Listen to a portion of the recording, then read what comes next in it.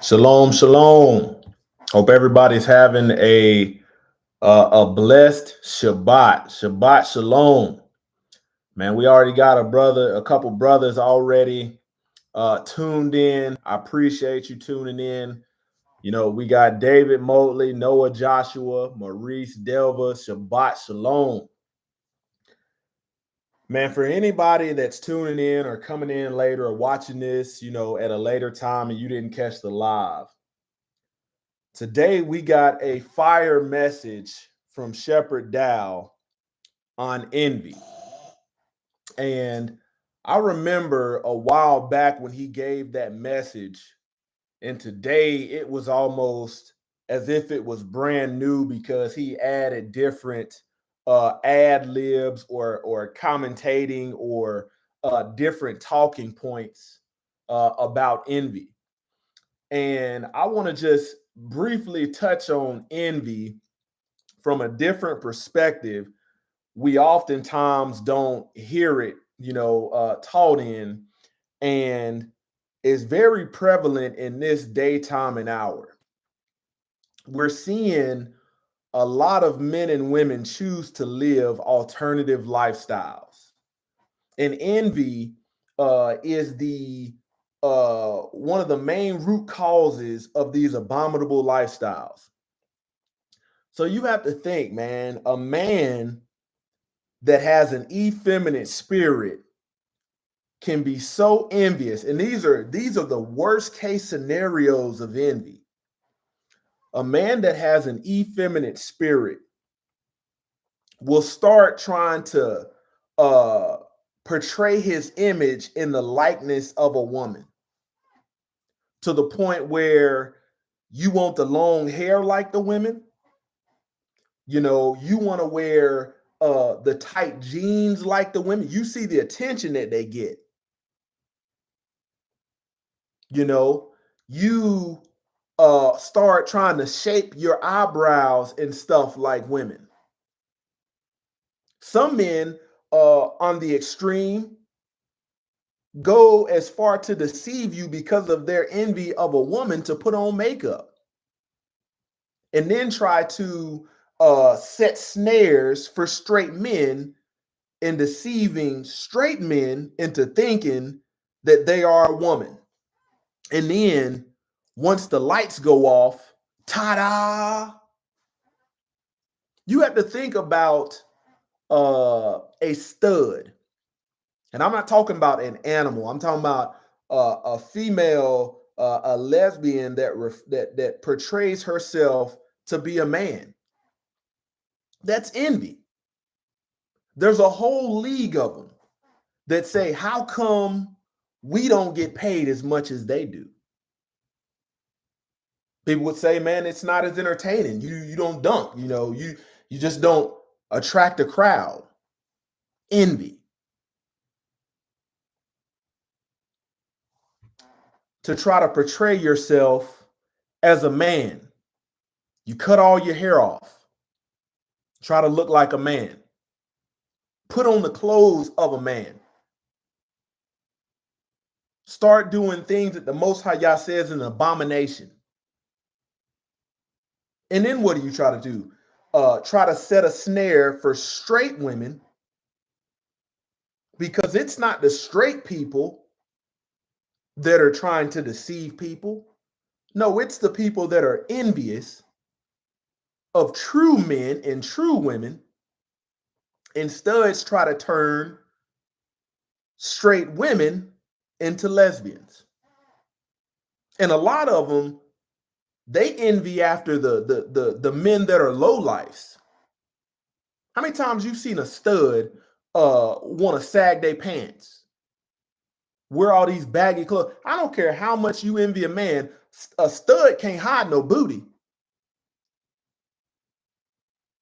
And when you think about envy, man, I'm telling you about a totally different perspective to when you look at what the Most High Yah says is an abominable lifestyle.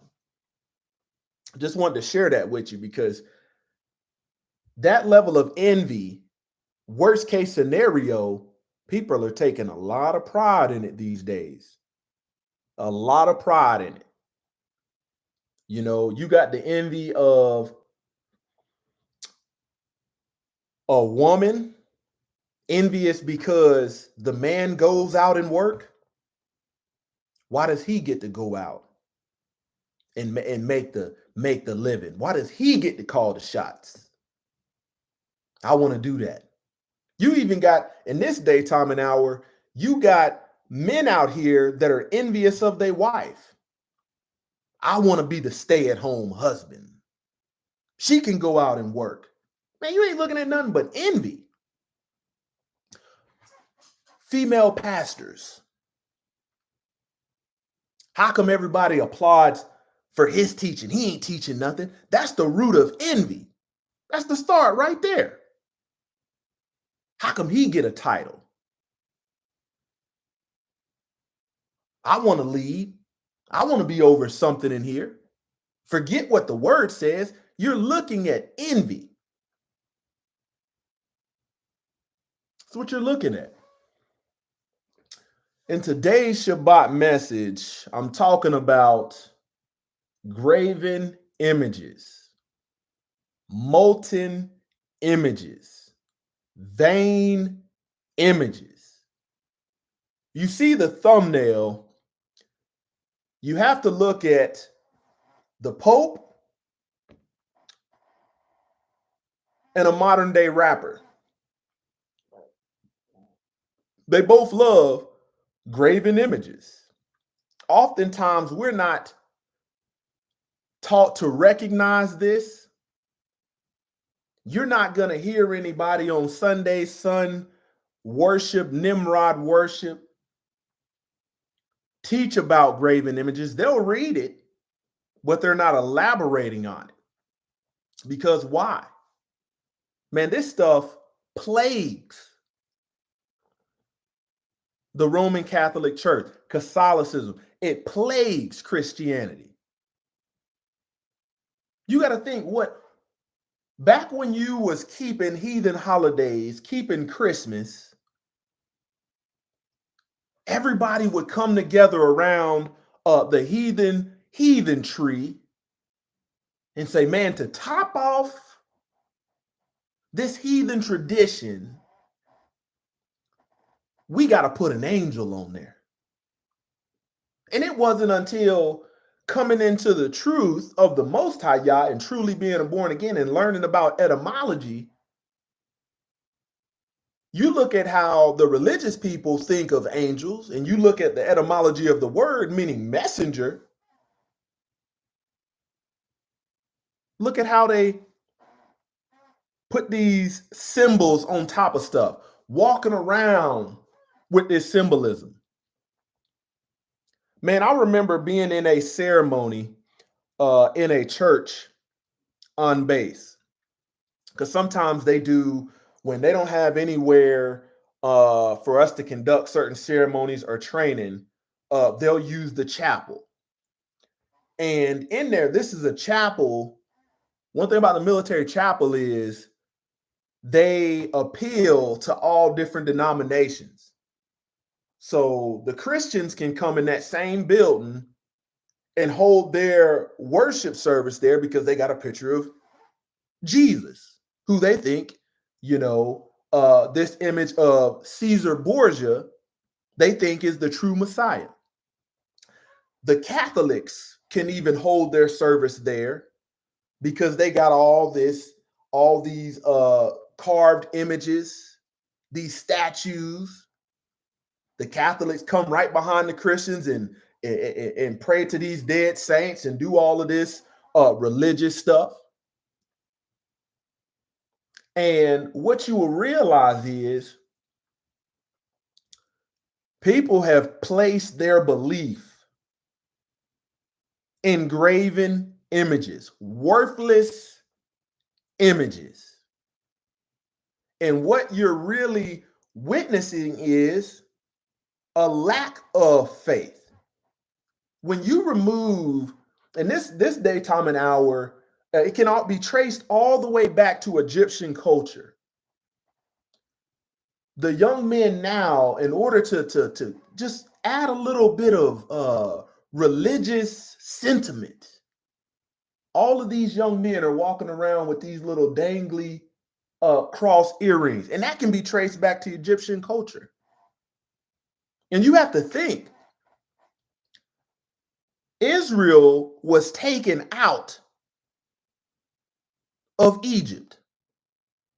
They weren't learning anything righteous from the Egyptians. Man, I remember when I first joined the army, man, within 2 months of being in, getting a little bit of money, being able to, start my career, man, I remember graduating AIT and I had a little money saved up. And my grandmother had gave me before I left to join, she gave me a cross pendant and said, keep this on, it will protect you. Sounds good. Sounds real good when you've been raised up in religion, but so contrary to what the word actually says. You see rappers today, iced out Jesus pieces, molten images. Man, I graduated AIT, and this is back when they were selling jewelry in the middle of the mall. And you could be so religious in your heathen mindset, even having ties to the bloodline of true Israel, you will go buy some graven image jewelry from somebody of Indian or some kind of foreign descent that believes in all these other idols, that believes in polytheistic, religions. And you will put this on and you'll be walking around proud with this stuff on. You show off your wealth, thinking that this stuff protects you. Some people, before you see athletes, before they do something, what do? They take their little Jesus piece, their little, religious molten images and kiss it. And everybody's like, oh, he's a Christian. He was raised Catholic. And you can't even recognize it. You cannot even recognize it because you're dead smack in the middle of the delusion. Exodus chapter 20, verses 8 through 11. Remember the Sabbath day to keep it holy. Man, I tell you, it wasn't until being born again and saying, man, I'm reading stuff in the book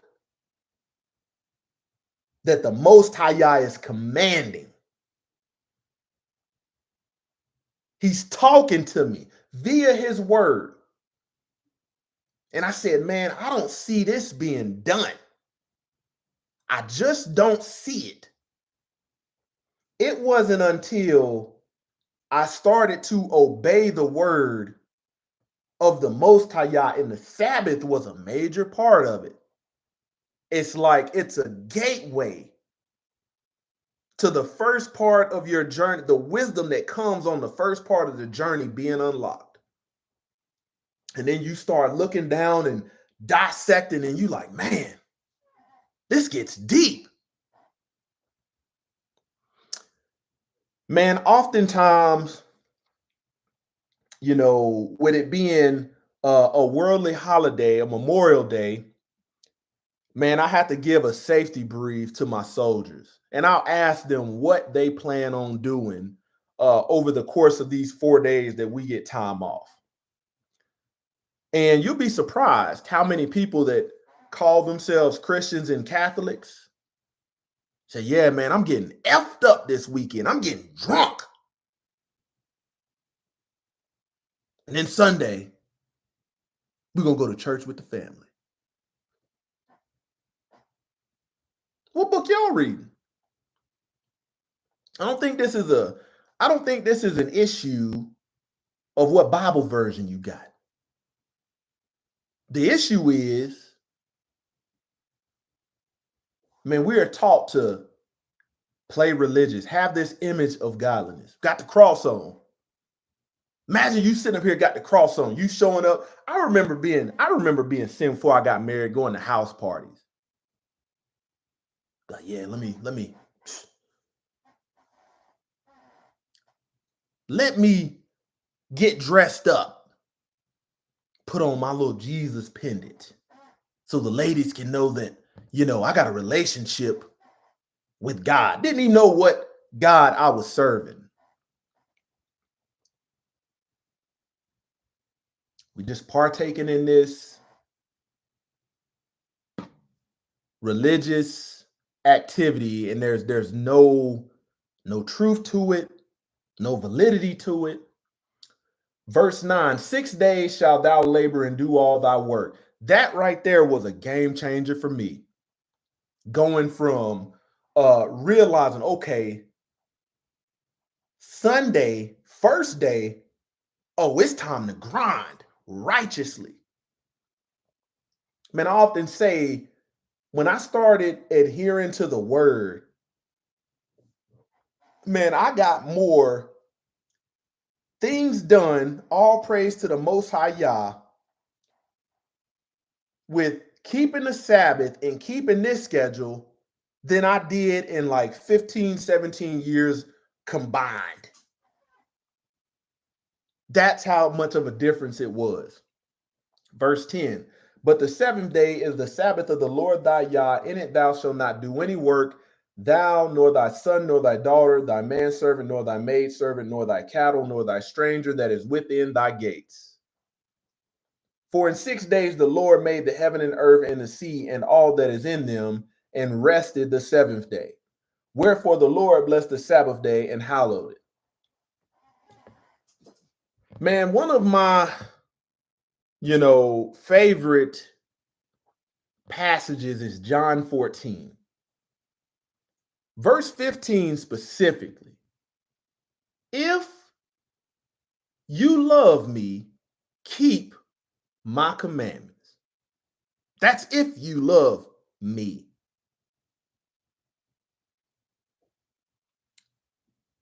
Man, now I'm a little bit more discerning when I hear religious speech. Fair speech sounds good. Oh, I love Jesus. Oh, Jesus. God is good, isn't he? And you have to discern, are these people's belief based on transgressing the laws of the Most High? Which God are these people serving?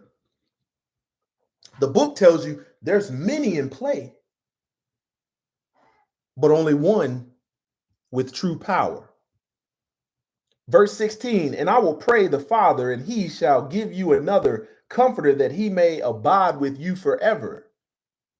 Even the Spirit of truth, whom the world cannot receive, because it seeth him not, neither knoweth him, but you know him, for he dwell with you and shall be in you. So I want you to think about it. People have placed their belief in only what they can see. How is that? How do we get to that point? You can read all throughout the book where they were erecting all of these idolatrous statues, had all these graven images, and people started to worship them.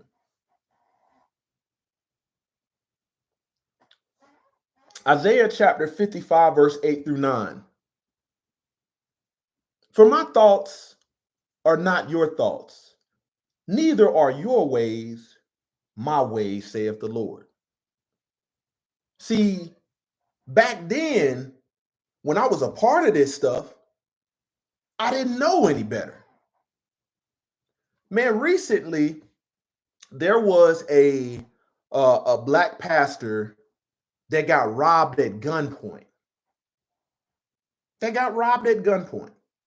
And one of the things that was stolen was his cross or his Jesus piece. What are you doing wearing something like that when the book, you're supposed to be a teacher of the truth, man of the cloth, for somebody to come in there and rob you gunpoint for your jewelry? Man, you start to realize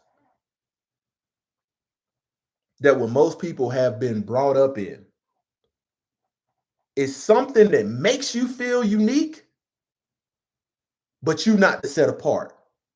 And that's religion.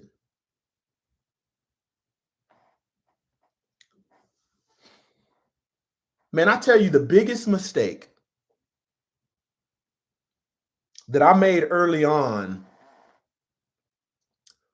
was seeking to learn the truth from a wolf. A wolf's job is not to educate you in the truth. A wolf's job is to deceive you. Verse 9, for as the heavens are higher than the earth, so are my ways higher than your ways, and my thoughts than your thoughts. Man, I know this carnal mind has a lot of people fooled into thinking that they have faith. Man, when you remove that picture of Caesar Borgia, pedophile, son of a pope, you start to realize that belief that people had is really non-existent. It's worthless. It's vain. Hebrews chapter 11, verse 1. Now faith is the substance of things hoped for, the evidence of things not seen. People want to see something. And if they can't see it, they don't believe it. They don't believe it. Matthew chapter 16, verse 24. Because this is a passage where some people might read this and say, man, this is where I'm supposed to have my Jesus piece. I'm supposed to go get me an iced out cross, platinum cross. I'm a platinum selling artist, so I deserve a platinum cross because I was raised as a Christian. Matthew 16, 24. Then Yahshua said unto his disciples, if any man will come after me, let him deny himself and take up his cross and follow me. Got my cross. I'm good. Saved. Sanctified. Take up, G 142, to lift up, to raise, keep in suspense, to bear, carry, make to doubt, remove, take away. Cross, G 47:17, a stake or post intended for punishment. See, when we get to the etymology of this, man, you're taking up your cross in matter of opening yourself up to persecution. Exposure to death, self-denial. That's pain, affliction. Exodus chapter 20, verse 4 through 5.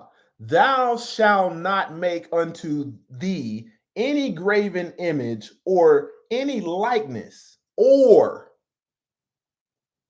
it's telling you, do not make any graven images or any likeness of anything that is in the heaven above, or that is in the earth beneath, or that is in the water under the earth. Any graven image, H6459, idol image, carved image, made of wood or metal.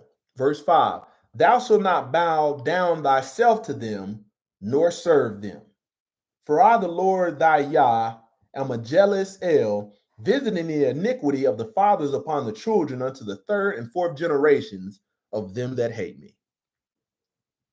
And it's like every time, you submit yourself to graven images, man, you're keeping this going.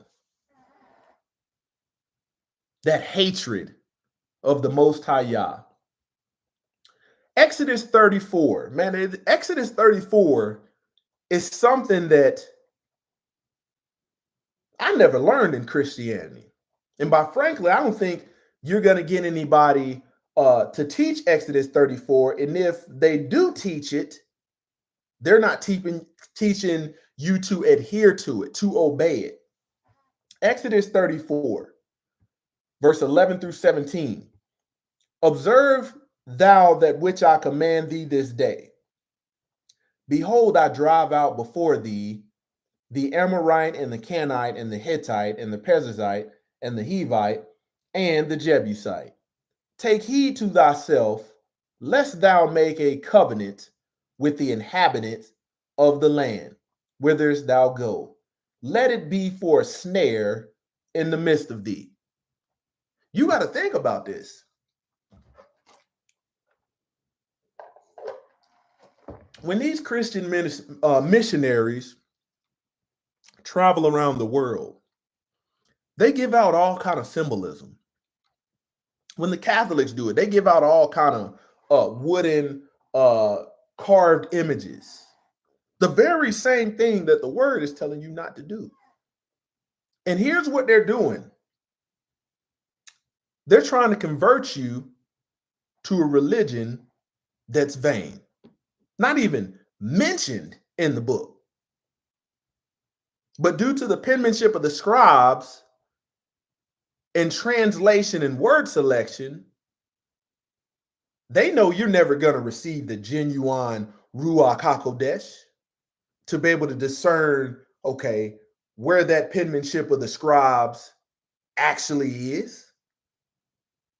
You're going to take the bait, hook, line, and sinker.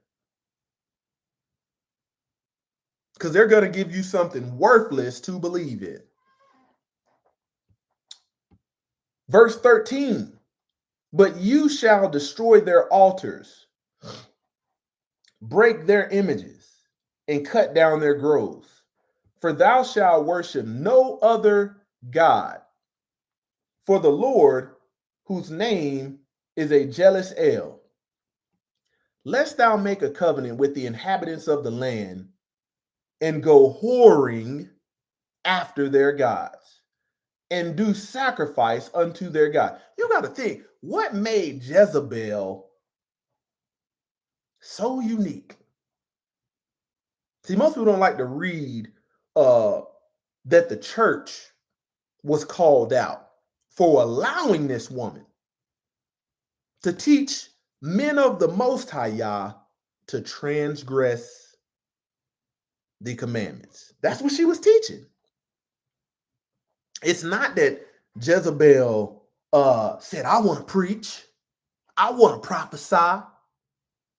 Jezebel was prophesying smooth things. Man, you know, the Most High told me to tell you that you could eat the swine. No. The Most High Yah said it's clean for you. And what's the word say? She was teaching the servants of the Most High Yah to eat food sacrificed to idols. She wasn't teaching truth.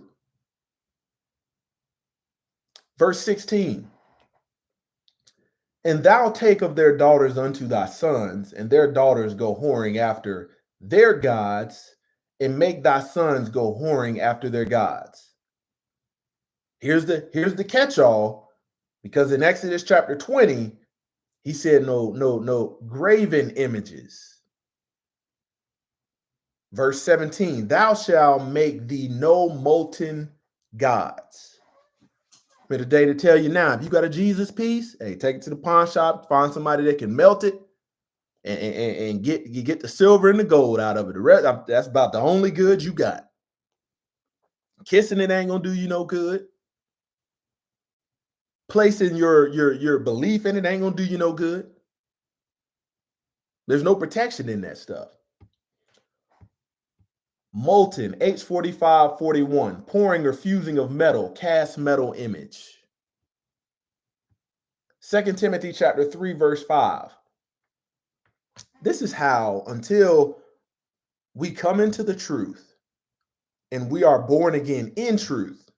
See, there's a difference between born again in truth and born again in religion.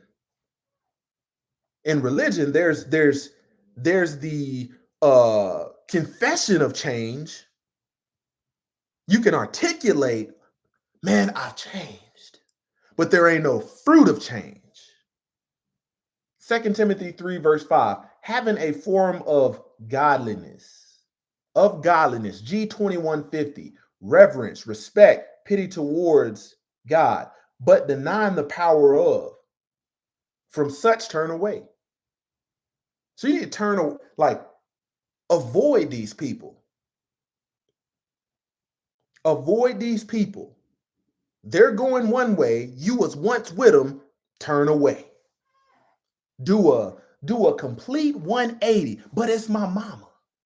Turn away. But it's my daddy. Turn away. It's my grandma. Turn away. It's my granddaddy. Turn away. It's my husband. Turn away. Why? You have an opposing force. You got righteousness and you got wickedness. And they're going the opposite direction. The righteous is going to ensure that they're set apart. The wicked want to be common. That's a hard thing to do right there. To know what this word says. Most people don't even know about their spiritual family. That's why you hear people when they talk about the ties that they have with their family. Blood is thicker than water. Got to stick by your family. They're talking about their blood family. And all of the transgression, I don't care if they are, family is transgress, stick by them. Heck no. Because when judgment comes,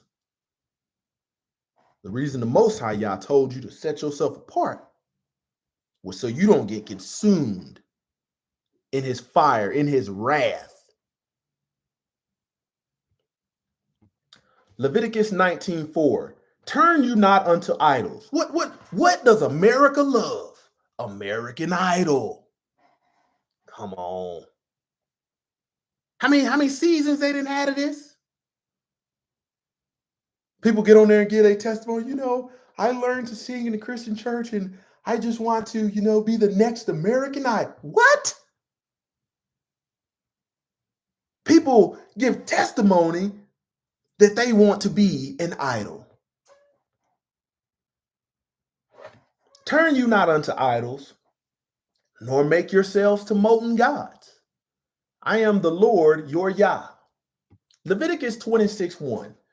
You shall make no idols nor graven image, neither rear you up a standing image. We got a lot of them going around. And this is because most people are not walking around in truth. As little kids, man, you can see a statue of something. And instead of pursuing the path of righteousness, you can say, man, you as a little kid, all these people are coming to praise this statue. I want to be like that when I grow up. That's how fast it can happen. Who do you look up to? Oh, I look up to that guy. I look up to that statue. I get what people often like to think in that thought pattern. But when you go as far as trying to model your life to the T, as people that have erected standing images, especially of themselves,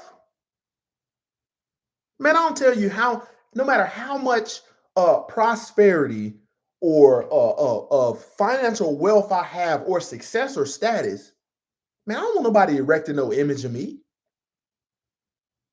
But you let the heathens in their heathen religion tell you they will have you believing that Yahshua HaMashiach went before an artist and let somebody paint him. Make sure you get it right now. Make sure you get this European hair. As I want people to think that I'm actually from the tribe of Yahudah. Make sure you get it and get they be doing every picture you see something else crazy in there. It's not until you come into the truth that you see the sun worship in the imagery. It's just before, when you was amongst them, you didn't have the discernment, you didn't have the spirit of truth to be able to see this stuff. And you're gonna Messiah, any of the righteous did not want you worshiping. The Most High did not want you worshiping images. He didn't want that. It was void, it was vain. And I think just to add in my opinion, I think, man, if somebody would have tried to create a graven image of the true Messiah of the book, I think it would have went like when he grabbed that tassel and went in there like the Django and casted out the money changer. I think he would have opened up a can of whooping. My father told you not to do that. Wow. But you see, in world religion, they promote everything else. Every religion's got their image, their graven images. Got big belly Buddha. People worship the, oh, don't say nothing. That's Buddha. Micaiah chapter 5, verse 10 through 13. And it shall come to pass that in that day, saith the Lord, that I will cut off thy horses out of the midst of thee, and I will destroy thy chariots. And I will cut off the cities of thy land and throw down all the strongholds. Man, this stuff has a stronghold on people. And I will cut off witchcraft out of thine hand, and thou shalt have no more soothsayers. Thy graven images also will I cut off, and thy standing images out of the midst of thee, and thou shalt no more worship the work of thine hands. You got to think about how many people the world counts as is good, and they're nothing more than religious artists. Man, that you know that picture right there, that's the one. That image right there, man, that was painted by such and such. Man, that dude was gifted. That dude had an anointing when he carved that. You ever been in a very old Catholic church? When I was in Europe, man, I lived in Europe. It wasn't until 10 years outside of living in Europe and walking in truth that I realized, dang, I didn't realize that some of that stuff that I was seeing back then, 10 plus years ago, lining it up with the word when I was going into these places, because you be visiting these places like they mine, you be like, man, this is amazing. And you be in there swearing you felt something. Oh man. Not realizing, man, you in there whoring yourself out. You get in there and all of a sudden you got to whisper. Oh, don't talk too loud, man. Don't talk too loud. Man, we're in a place of godliness. statues hanging penises and breasts and babies and all kind of orgies in the artwork.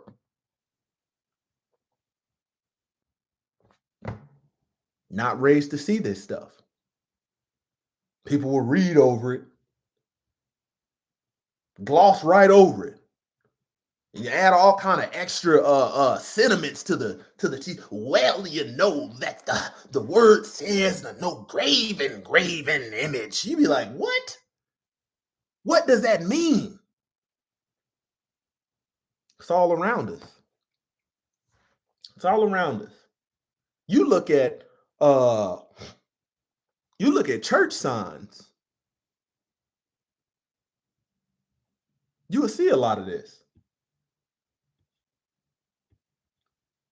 Isaiah chapter 30, verse 19 through 22. For the people shall dwell in Zion at Jerusalem. Thou shalt weep no more. He will be very gracious unto thee at the voice of thy cry when he shall hear it. He will answer thee. And though the Lord give you thy bread of adversity and the water of affliction, yet shall not thy teachers be removed into a corner anymore, but thine eyes shall see thy teachers. And thine ears shall hear a word behind thee, saying, This is the way, walk you in it, when you turn to the right hand and when you turn to the left. You shall defile also the covering of thy graven images of silver and the ornament of thy molten images of gold. Thou shalt cast them away as menstruous cloth. Thou shalt say unto thee, Get thee hence. All of these graven images, molten images, is worthless as a bloody tampon. That's what they're saying. It's as worthless as that. You should throw them away, cast them away.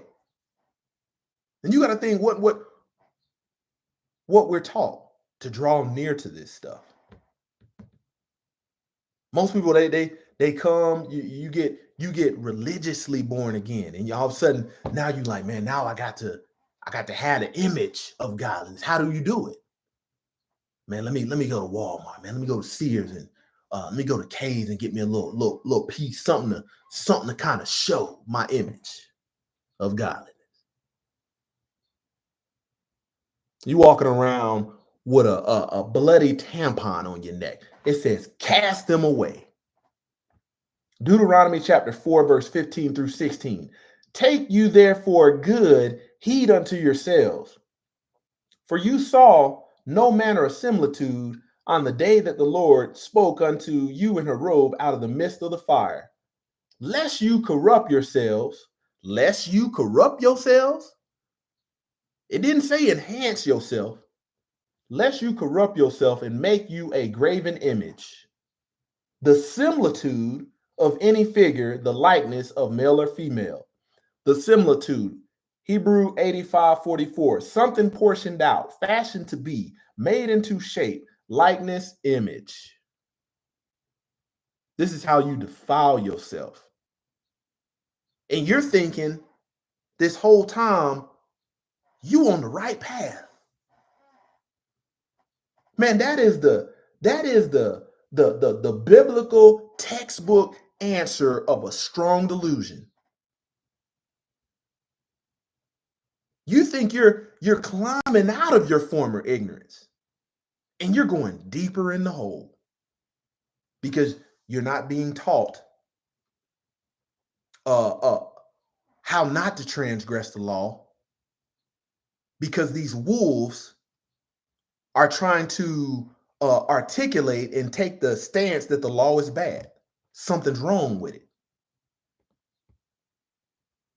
Them commandments wasn't meant for us. They tell people that them laws was too hard, but they can't tell you what was hard about it. Deuteronomy chapter 4, verse 23 through 25. Lest take heed unto yourselves, lest you forget the covenant of the Lord your Yah, which he made with you, and make you a graven image, or the likeness of anything which the Lord thy Yah hath forbidded thee. For the Lord thy Yah is a consuming fire, even a jealous hell.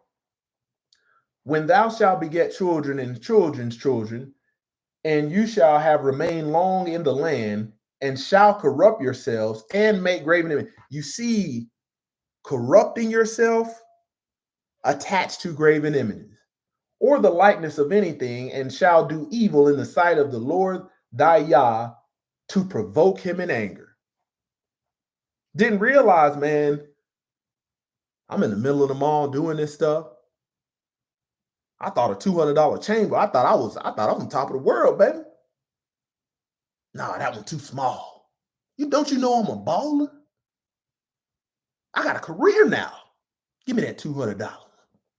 That $200 pendant. The early 2000s, that was a big part of the rap game. Joke in the video had him chain swinging. You was like, oh, I got to get one. Heathen minded. Getting further away from your true heritage because, man, you're lusting after, you're desiring the way of the heathen, which is transgressing the laws of the Most High. Man, I remember BET, MTV back when they played music videos. Man, and I used to sit there starstruck. Like, man, I want some of that. I want some of that jewelry Jay-Z got. Big pimping. Big defiling yourself. I used to see these jokers at the award shows. Give it up for multi-selling platinum artists, Jay-Z. Joker get up there, hold his cross up, man. First of all, I thank God. Like, man. And we be trying to model our lives after this stuff. Not realizing, man, we're corrupting ourselves. And people be cheering it on. Mama be in the crowd, daddy be in the crowd. That's my son. I'm proud, boy. I'm proud of you. Cheering you on as you corrupt yourself. Sad, man. Sad. Isaiah chapter 40, verse 18 through 20. To whom then will you liken God? Or what likeness will you compare unto him? So you see that you have the likeness of the Most High, and then you have all of this worthless stuff that people want the same recognition. They'll create it so it can be worshipped. The workman melteth a graven image, and the goldsmith spreadeth it over with gold, and casteth silver chains. There's the jewelry. He that is so impoverished that he have no oblation chooseth a tree that will not rot. He seeketh unto him a cunning workman to prepare him a graven image that shall not be moved. You gotta look at these people. People love going to Jacob the jeweler. Oh man, I'm a million. I gotta go see Jacob, baby. Paul Wall had one of them chains. Tell you, man. And I used to place this stuff at a high priority. I said, man, when I get to this level, the heck with this $200 middle of the mall jewelry. Get me something real. Worthless. Vain. Isaiah chapter 44, verse 6 through 10. Thus saith the Lord, Yah of Israel, and his Redeemer, the Lord of hosts. I am the first, and I am the last, and besides me, there is no God. And who, as I, shall call and declare it, and set in order for me, since I appointed the ancient people. And the things that are coming and shall come, let them show unto them. Fear you not, neither be afraid. Have not I told thee from that time and have declared it. You are even my witness. Is there a God beside me? Yeah, there is no God. I know not any. So the Most High is telling you about all these other worthless images, graven images, carved statues that people around are worshiping. And he's letting you know there ain't nothing but me. These things don't have no power. They're breathless, they're lifeless. Verse 9, they that make a graven image are all of them vanity. All of them vanity. Look at that picture of the Pope I put on the thumbnail. Vanity. This is the reason why the Roman Catholic Church, they want to be the so-called protectors. You can't really release anything to the masses without it being vetted through them. And you're looking at religious imposters. You're looking at vanity. And their delectable things shall not profit.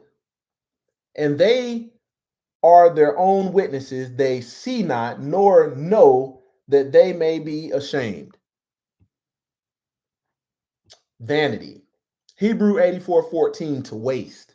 Desolation, worthless, empty place, without use, worth nothing.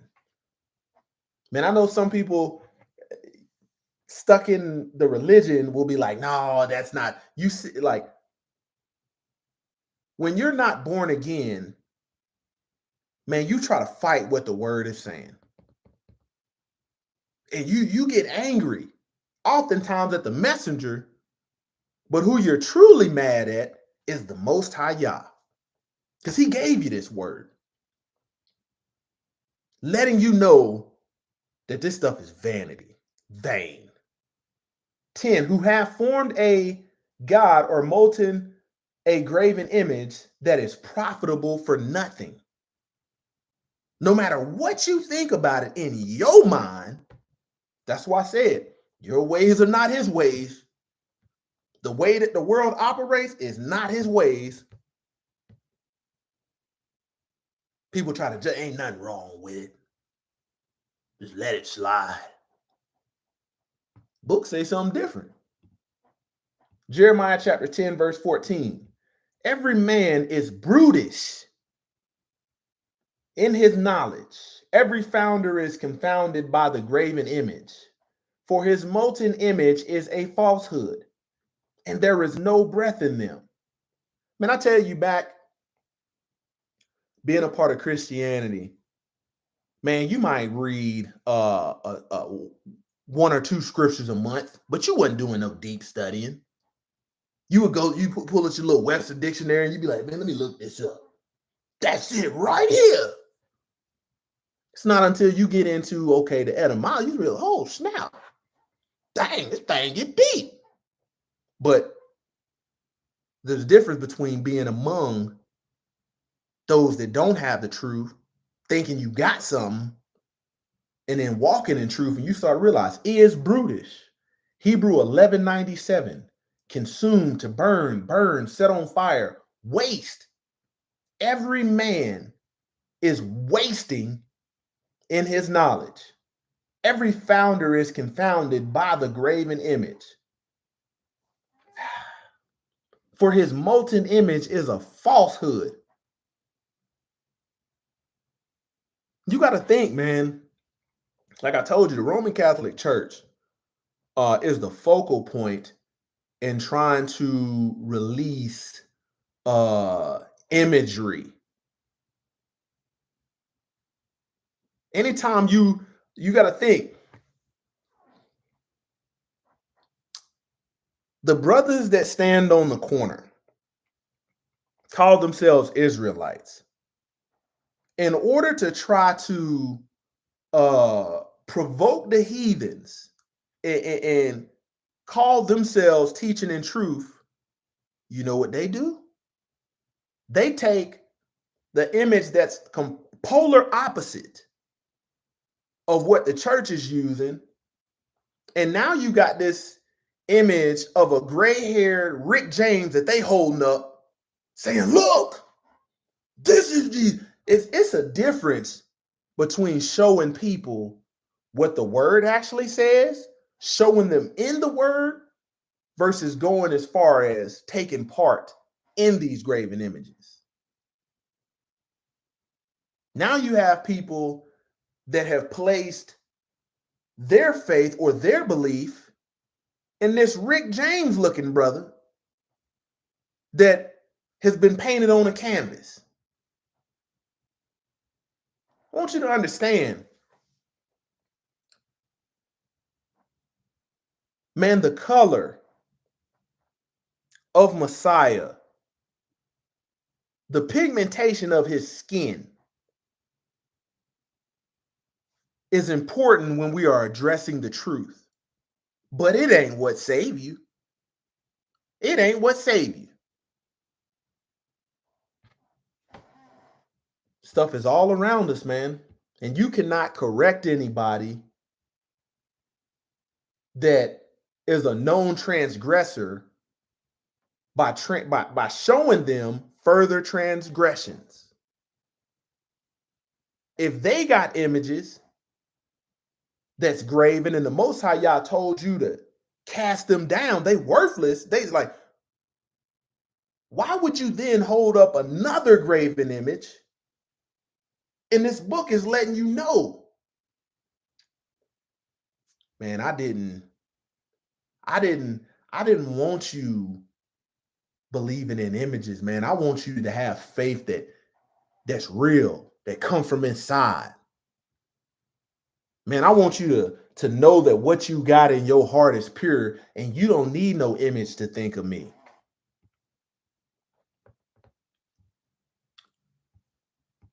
Nahum chapter 1, verse 13 through 15. For now I will break his yoke from off thee and will burst thy bonds in sunder. And the Lord hath given a commandment concerning thee, that no more of thy name be sown. Out of the house of thy gods will I cut off the graven image and the molten image. I will make a grave, for thou art vile. Behold upon the mountains the feet of him that bringeth good tidings, that publisheth peace. O Judah, keep my solemn feast, perform my vows, for the wicked shall pass no more through thee. He is utterly cut off. So many nuggets in there. Again, telling you to keep thy solemn feast. Habakkuk 2:18. What profiteth the graven image that the maker thereof have graven it? The molten image and a teacher of lies, that the maker of his work trusteth therein, to make dumb idols. Deuteronomy 27:15. Cursed be the man. Whoo! So this is a like a precursor to Deuteronomy 28, when it's talking about in the first fourth of that passage the blessings for obedience, and then a good 3/4 of that, what people don't like to read, is the curses for disobedience. Cursed be the man. It don't say blessed. Cursed be the man that maketh any graven or molten image, an abomination unto the Lord. And this is the way that religion will have you trying to warp the word. You'll say, well, I didn't make it, but you're still in support of it. I wasn't the one that casted it. You still partaking in it. Cursed be the man that maketh any graven image. Why would you even want to partake in something cursed? That's the real question you got to ask yourself. Sparkling in the counter. You seeing this stuff on the synagogues, in the temples, and you wowed at it, amazed at it. Cursed is the man that made it. An abomination unto the Lord, the work of the hands of a craftsman, and put it in a secret place. And all the people shall answer and say, Amen.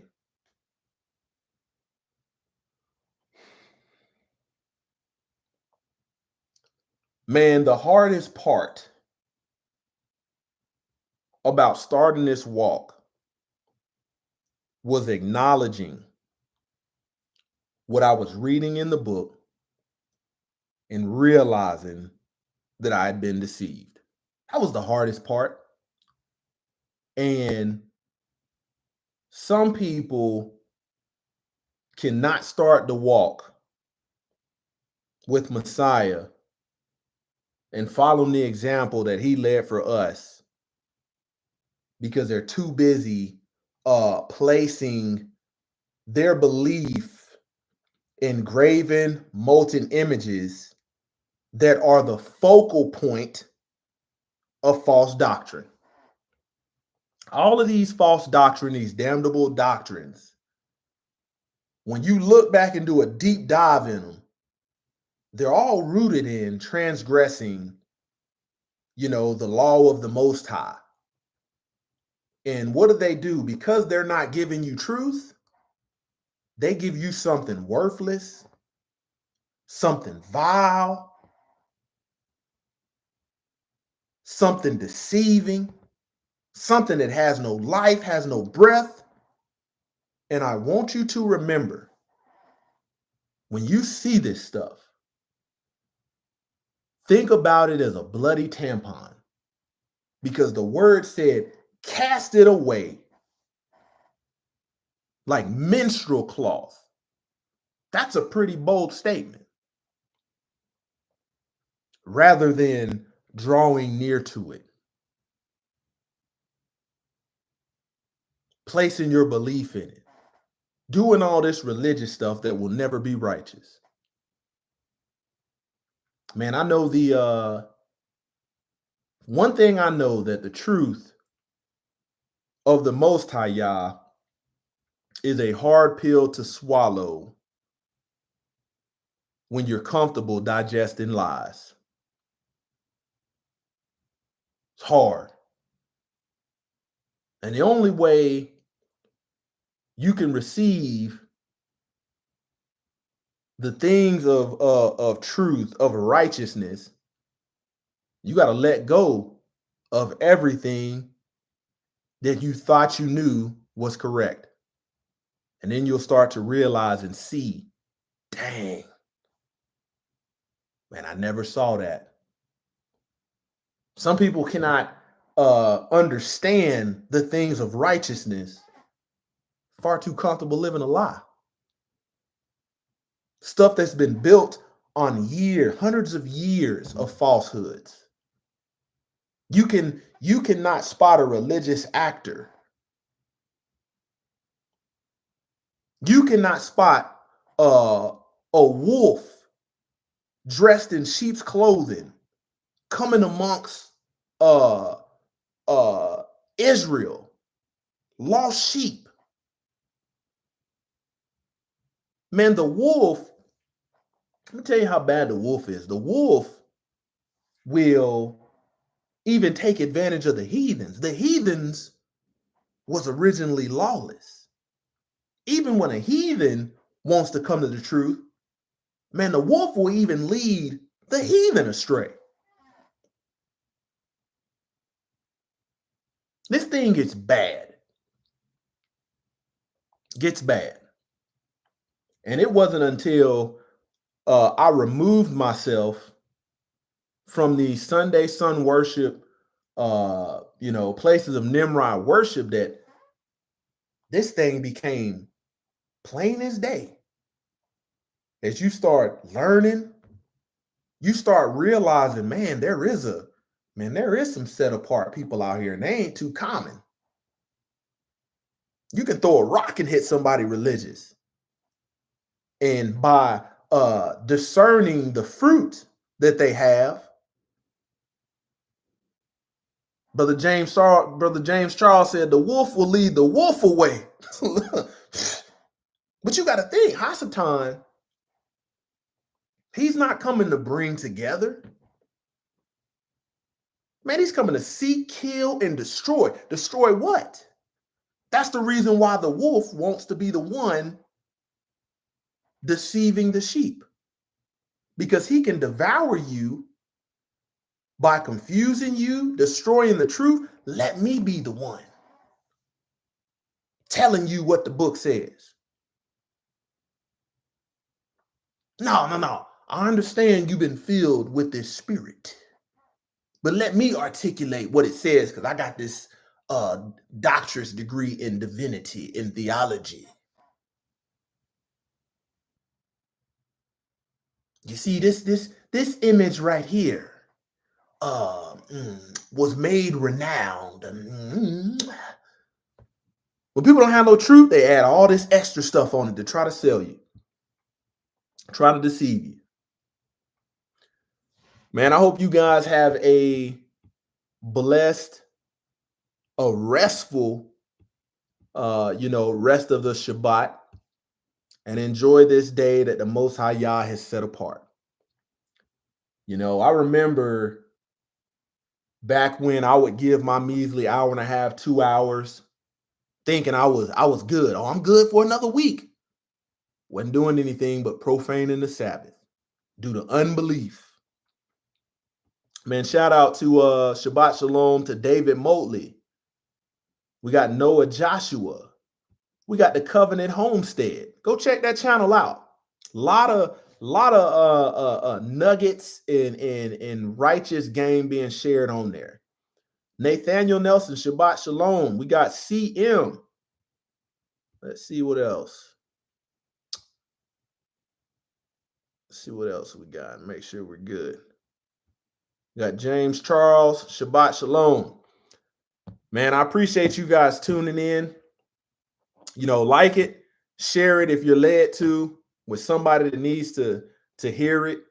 And I'm thankful if one person hears this message. It's all worth it if one person hears this message. Is like, man, that's a lot of truth that I've been rejecting. One person hears it and receives it, man, I'm good. I know the book says the masses ain't gonna receive it. So I thank you for tuning in. Hope you guys have a blessed rest of your Shabbat. The day of judgment is near. Repent for your sins. The King is coming. Go in peace. Go in love. Closer to Yah Ministries. Kicking it gun barrel straight.